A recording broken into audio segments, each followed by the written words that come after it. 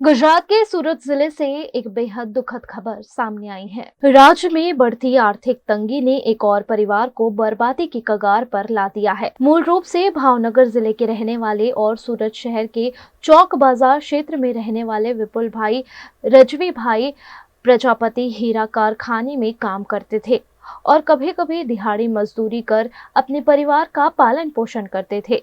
धंधे में आई मंदी और शेयर बाजार में किए गए निवेश में हुए भारी नुकसान के चलते वे गहरे आर्थिक संकट में आ गए थे, जिसकी वजह से परिवार ने सामूहिक आत्महत्या का कदम उठाया। आज रोज तारीख 18/4/2025 ના રોજ એક જાગૃત નાગરિક દ્વારા કામરેજ પોલીસ સ્ટેશને જાણ થયેલ કે ટીમ્બા ગામની સીમમાં આવેલ તાપી નદીના બ્રિજ ની નીચે તાપી નદીમાં એક ડેડ બોડી પડેલ છે। જે બાબતે ઘટના સ્થળે કામરેજ પોલીસ તાત્કાલિક પહોંચી જઈ બોડી ફાયરની ટીમ દ્વારા બહાર કઢાવતા એક મહિલાની લાશ મળી આવેલ।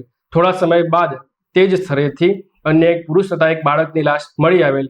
જે તમામ લાશને તાપી નદીમાંથી ફાયરની ટીમની મદદથી બહાર કાઢી હાલ કામરેજ CHC ઉપર રાખવામાં આવેલ છે।